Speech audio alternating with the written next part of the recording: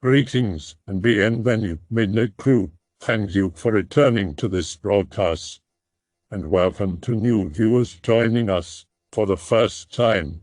If you like a video, then feel free to subscribe. Hello/X/. I've got an urban legend from the Maghreb. Stories like this one never makes it here because of the language barrier. Note, this is the third time this story has been posted on X in the last year. It's about a race of ashen, pale, 7 feet tall, hideous troll boogeyman who prey on lonesome travelers, shepherds, and little children who are said to live in the mountains and on the Tunisian countryside.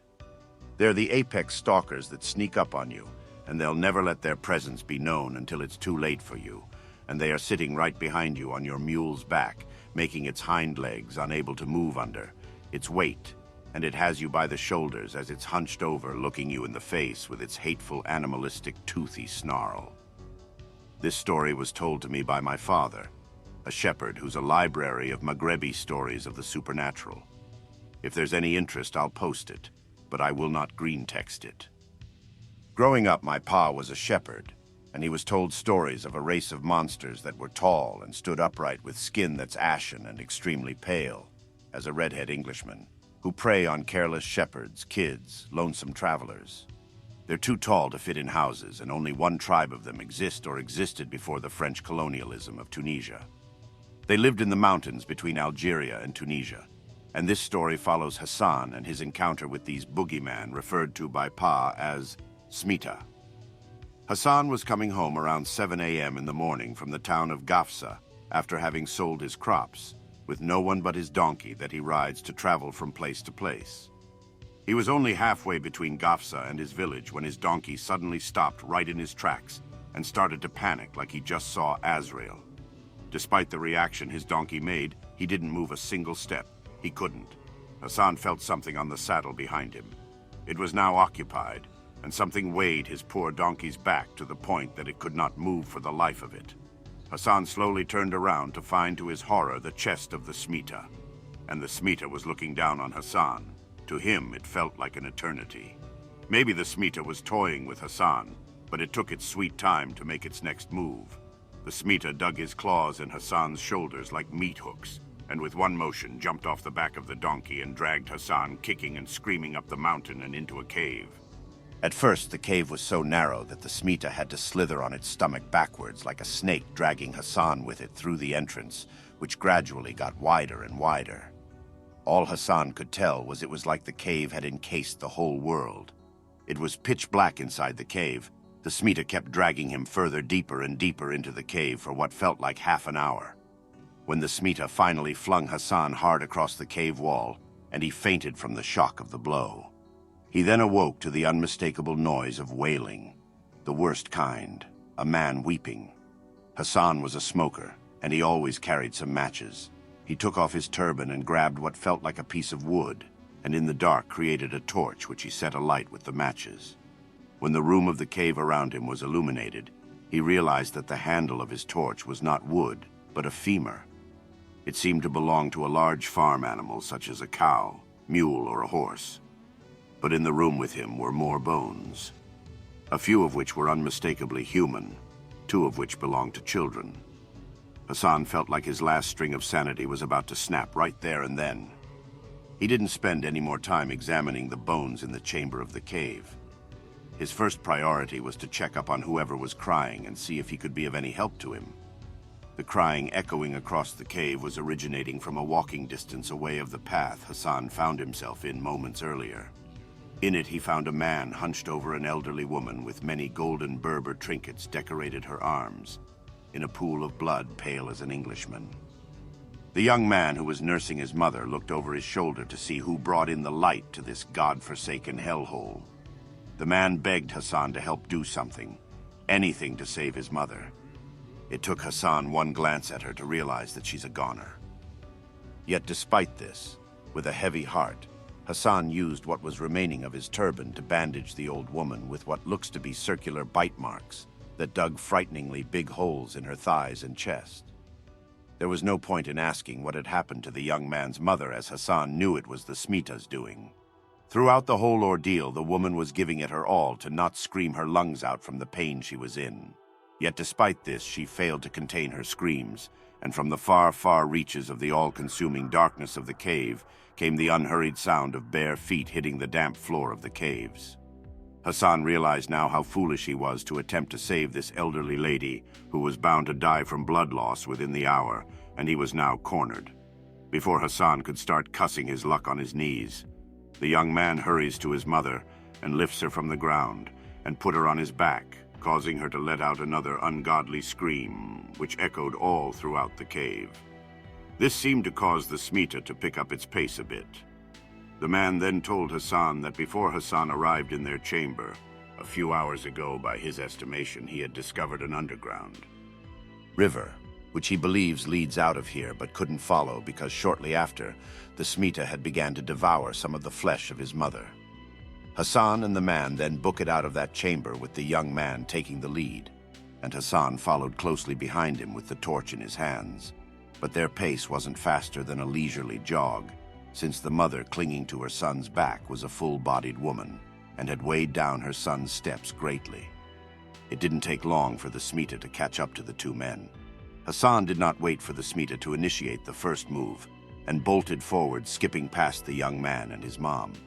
Their screams were cut short as the Smita had probably had enough of the mother and son trying to escape their fates and decided to end their struggle right there and then. However, to Hasan's relief, he continued to hear the mother's trinkets jingle in the same spot as the mother and her son met their fate at. Good, Hasan thought to himself. They'll buy me some much valuable time. It didn't matter to Hasan that he lost his guide because not long after that, the Smita decided to attack Hasan when he had begun to hear the sound of the underground river. However, it was faint, and he continued to sprint in the same direction. He remembered the sound coming from until it was unmistakable. There he was, a short swim from freedom. He could see the light out of the tunnel, and the underground river was flowing straight through it with no banks on either side of the river. Hasan takes one final glance behind him, and a pair of beady eyes was watching from the shadow, not moving, waiting to see what Hasan does next. Hasan's heart sinks to his boots when he locks eyes with the Smita. He loses his footing and slips back headfirst onto the ground and rolls into the river. He woke up moments after being carried away by the gentle flow of the stream, his face directly under the sun, which is now in the heart of the sky. Hasan did not know how to swim. However, living his entire life in the dry south, he found no occasion to learn to. By some miracle, he latched onto the root of a tree that was near the river and dragged himself back onto dry land. Scanning his surroundings, Hasan saw smoke coming from the distance to the west. Hasan cried. He fell on his knees and hands and cried, thanking God for finally putting an end to this nightmare. Finally, people are going to save him and bring him home. With his shaky legs, Hasan walked towards where the smoke in the sky was coming from. From afar, Hasan saw tents, but they weren't made of cloth, like those the nomads who frequent the region are using. Even from this distance, he could tell it was leather. Which animal's hide of that, Hasan was not sure. His best guess would have been elephants. Hasan assumed he is now near a Berber tribe that cut off from the rest of society he never heard of. But when he got close enough, all his optimism was going down the drain, as this tiny village was solely inhabited by the Smita kind. Little Smitas running all over the place, making high-pitched shrieks. Female Smita, which he only could tell apart by the lack of protrusions in their nether region. They were cutting up meat. When Hasan turned to subtly go back the way he came from, he found himself face to face with what seemed to be an old, ugly Smita, who, unlike the rest of its kin, wasn't as smooth. The Smita-than screamed so loud in Hasan's face he almost fainted yet again. Hasan ran away from the village as it fell into chaos, or at least that's what it sounded like, because even despite being hard of hearing after that ear-piercing scream, the village sounded not exponentially louder with shrieks and sounds not even possible for a human to replicate. Hasan ran and ran further into the desert, and each time he looked over his shoulders, he never saw a single Smita trailing him. He thought to himself how strange it was that he saw no males in the village. They must have all been out hunting, he thought. Better keep my senses sharp for any trace of them. Hasan was traversing the desert when he spotted a cloud of dust and the sound of many feet running at inhumanly speed. Hasan did not even bother to confirm if they were coming his way and dashed under a sidra bush. I don't know what it's called in English, but it's a large, thorny bush and grows in dry climates and isn't too uncommon here. Not 5 minutes later, what Hasan assumed was a hunting pack of the most frightening-looking specimens of the Smita race imaginable, distinguished with many scars. Darker yet still pale with rougher skin and markings and scars all over their bodies. They were making sounds like that of a hybrid between a vicious dog and pig sniffing the air for their prey, sniffing the air for Hasan. He threw them off his trail. Most of them didn't stay long and left, except for possibly the scariest one of them all, his face deformed with scars into a look of rabid anger. He was shorter and darker than the rest of his hunting pack. It never stopped circling the sidra bush that Hasan took refuge in. It was around 2 p.m. when Hasan hid in the sidra. He had waited for the ugly bastard to leave for so long that dusk was approaching. Hasan had accepted his fate that he was dead regardless. He reached for a piece of flint that was near him within the bush, and he snapped the thickest, longest branch of the sidra and began sharpening it into a spear. However thin and flimsy, the snapping of the branch, however, caused the beast to get even more enraged. When the beast was on the opposite side of the bush near the entrance, Hasan had grabbed some sand in his left hand with his spear in his right hand and crawled out of the bush. When the Smita leapt towards Hasan, he quickly threw the sand in its eyes. Although the Smita managed to jump on top of Hasan and pinned him to the ground, Hasan wasted no time and stabbed the Smita in the chest with his spear and pushed it off of him. And this is where my memory of the story ends. My siblings heard the story too. If anyone cares enough, I'll ask them to remind me of the rest. That's all there is for this story. This thread was a copy and paste from one from earlier this year. The original poster back in February ended it like that. Has anyone else noticed that a lot of recent threads are reposts of earlier ones? Some of them have the exact same responses too. It reminds me of the dead internet theory that Comrade Slav did a video on. Hopefully someone else takes over that thread, because this poor guy will be left hanging wondering what could have been. I'll leave a link to it in the description. Be 10-year-old me. Spending summer vacation at my now deceased grandma's house. It's a pretty old house in the farming parts of Tunisia. The town was old, dating back to the Punic Wars. Still didn't manage to develop beyond that. Have fun all day with cousins playing games in the inner courtyard of the house, till exhausted. All the kids sleep in the same room, which usually serves as the living room. Being one of the youngest in the batch, I get a mattress on the floor, while the older cousins sleep on couches a little less exposed to bugs. Roaches PTSD.jpg. Not much room left, so my mattress ends up pretty close to the doorway to the next room, which my uncle repainted that same day. No one is sleeping there for sure. All furniture was taken out to do the paint job. It reeks of organic solvent. Great, if the bugs don't get to me first, I'll die of asphyxiation. MFW can't sleep because of the scorching South Mediterranean summer. One of my habits when I can't sleep is move my pillow around looking for a cold spot to evacuate some heat in it. Can't find any. Screw this, I don't need a pillow, let's throw it away. Just like that, I send it off across the nearby room. Get a little satisfied from mistreating a pillow and finally fall asleep. Wake up to know how much time later, feeling a little uncomfortable. Maybe I should get my pillow back, hope it's not covered in fresh paint. Slowly lift myself up trying to get in a sitting position. When I look up to the other room where I see a humanoid silhouette, it appears to be made of lots and lots of tiny flashy triangles, metallic of some sort.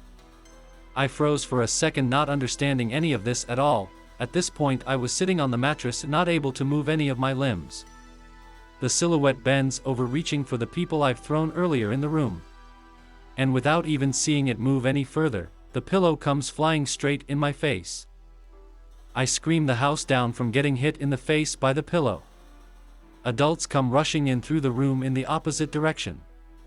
House was built in some linear series of rooms fashion. Turn on the lights and inspect the house. Parents say I either dreamed it up or just wild children's imagination, won't believe me and won't talk of it again. 3 years later, my grandma died. That was the only time I went back there since it happened. My aunt lived there alone with my grandma, but she wanted to sell the estate and leave. Curious me asks her why she wants to get rid of the place where she grew up. Your mother wouldn't like me to tell you this, but let it be our secret. Yes, I love uncovering family secrets, especially if my mother doesn't approve of me knowing. It only means it's crispy stuff. So I nod. A few weeks before Nana, Grandma, died, I was washing the dishes in the outer kitchen before going to bed, when I heard someone tell me to leave. Just like that, a hostile and cold leaves in the dark. So I decided to put down the glass I was washing and head to my room, but it broke the minute it touched the table. At this point I was having flashbacks of that damned night and wondering if it was linked. WTF happened in the house to cause this? My face when the house is sold and would never know who or what was haunting it. I hope that you enjoyed tonight's broadcast. If you enjoyed tonight's story, then please subscribe to the channel as more green texts will appear daily. A new broadcast will appear when the clock strikes midnight Central Time.